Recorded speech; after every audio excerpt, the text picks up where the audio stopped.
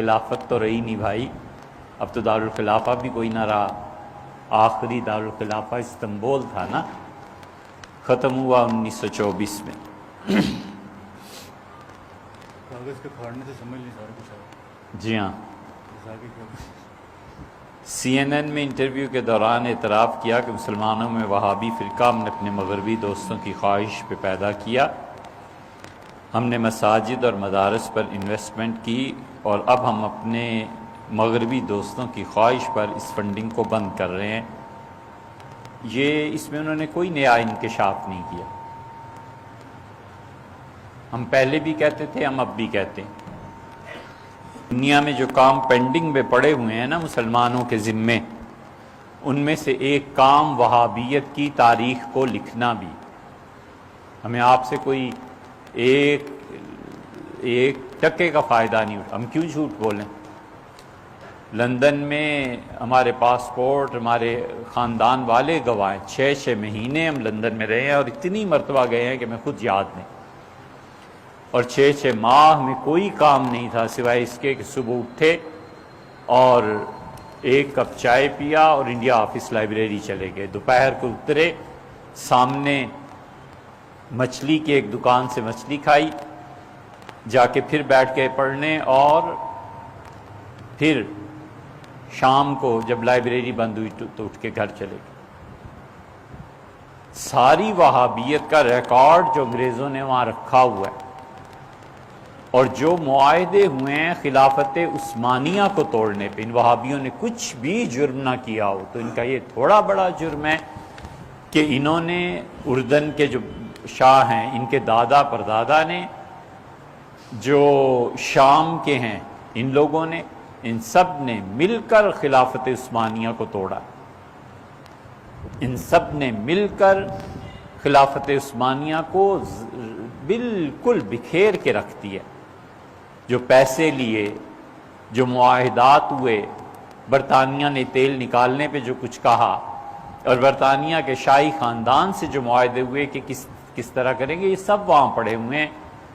کوئی بچہ وقف کر دے اپنی زندگی کو، بشرطے کہ اس کا باپ 1-2 کروڑ چھوڑ کے مر جائے اور کہے بیٹے اس پہ کام کرو، اس وہابیت کی تاریخ کوئی لکھے کہ یہ وہابیت ہے کیا، اور یہ مسلمانوں میں کس طرح عروج پائی، اور ان لوگوں کے برگوبار کیا تھے اور ان کے معاہدات کیا تھے۔ انڈیا آفس لائبریری میں، جو اب برٹش لائبریری کے نام سے مشہور ہے لندن میں، سارا ریکارڈ پڑا ہوا ہے ان کا، کس طرح انہوں نے خریدا، کس طرح انہوں نے کہا کہ شیعہ سنی کی بنیاد رکھو۔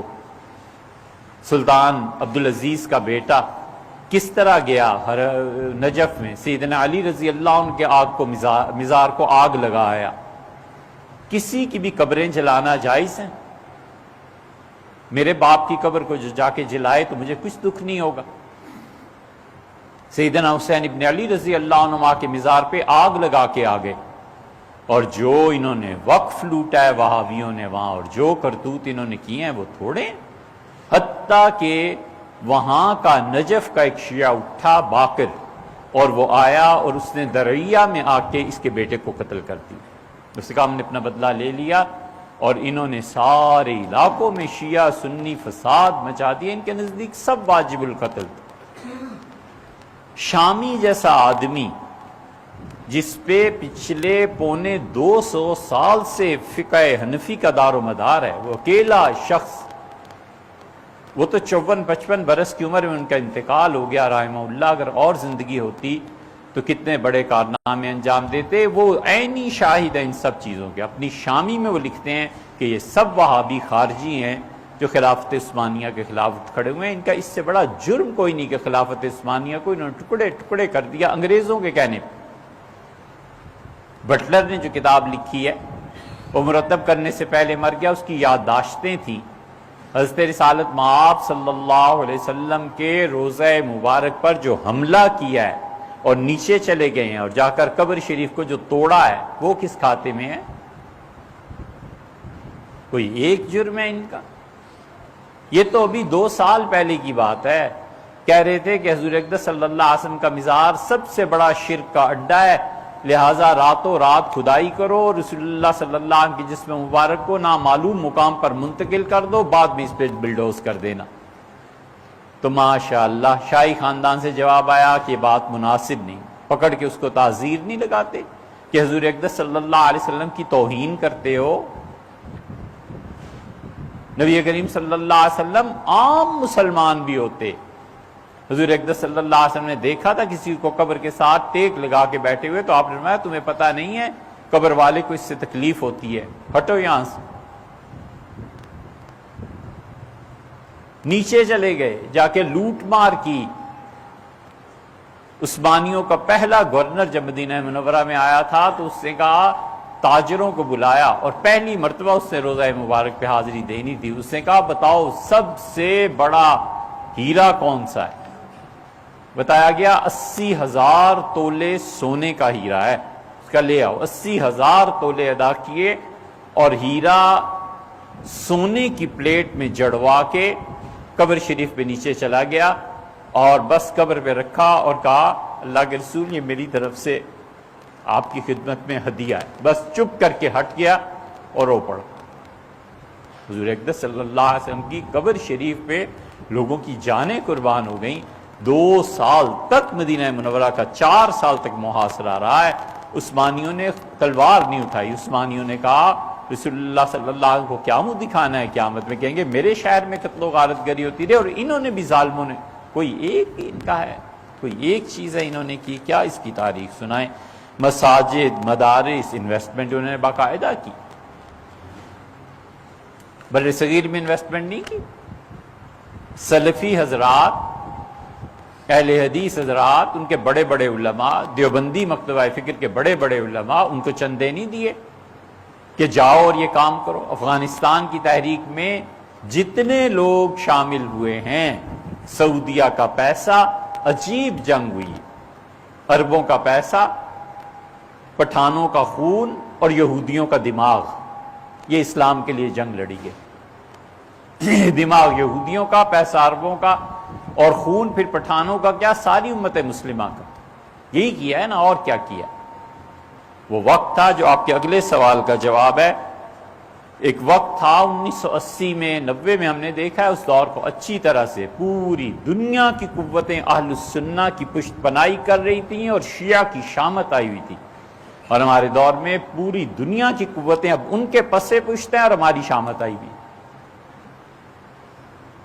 سیاست میں کوئی ایسی غرض ہے ہی نہیں سرے سے، ہم تو صرف اس کو مذہبی اور امت کے حوالے سے دیکھتے ہیں کہ امت میں کیا ہو رہا ہے۔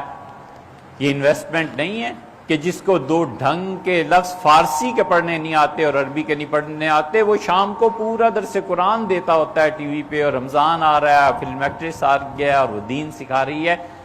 یہ کون انویسٹمنٹ کر رہا ہے؟ یہ الہات کے علاوہ اور کیا چیز پھیلائی جا رہی ہے؟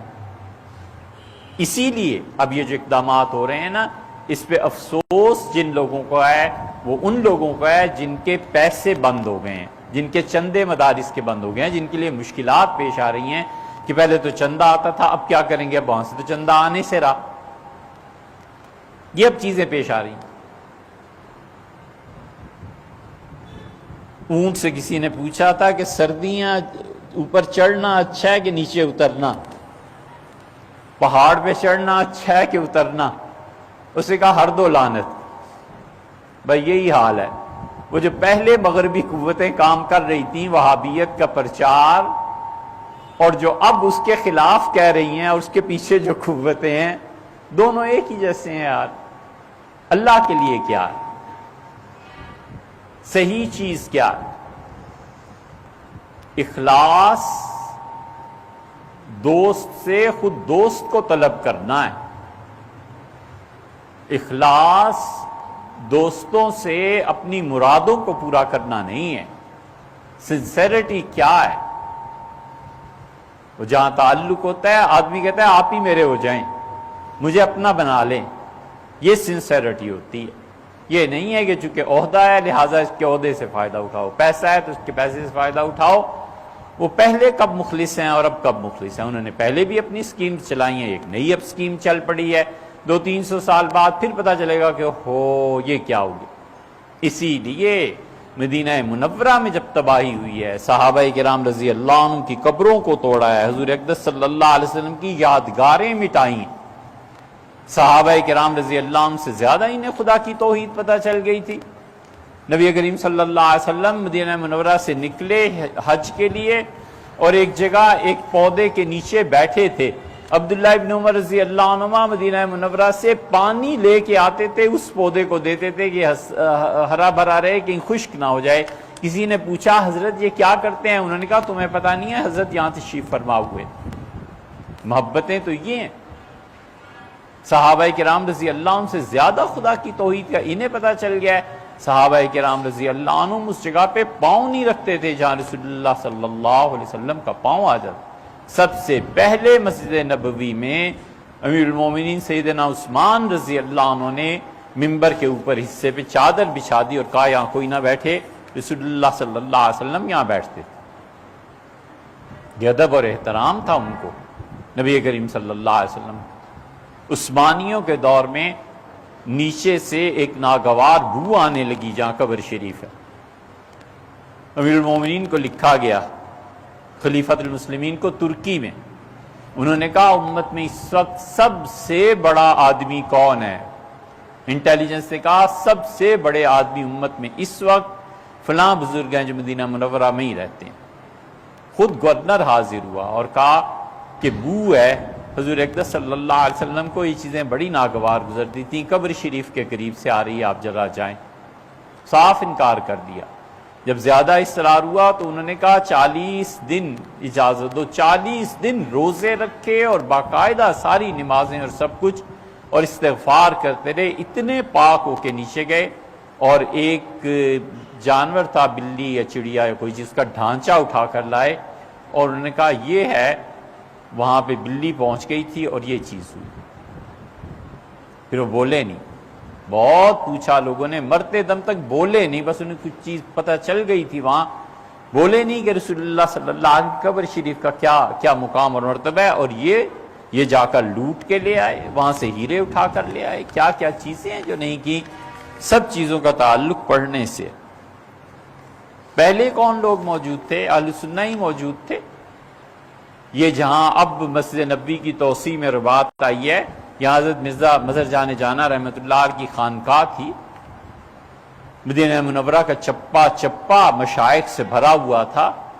امت میں جتنے لوگ وہاں جاتے تھے نا، اپنی تربیت کے لیے جاتے تھے، وہ تربیت کے بنیادی ادارے جو ختم ہوئے ہیں تو اب ملکوں کے ملک، شہر نہیں ملکوں کے ملک خالی ہو گئے ہیں، کوئی آدمی نہیں ملتا جس کی مجلس میں جا کر انسان کوئی ادب اور احترام سیکھے۔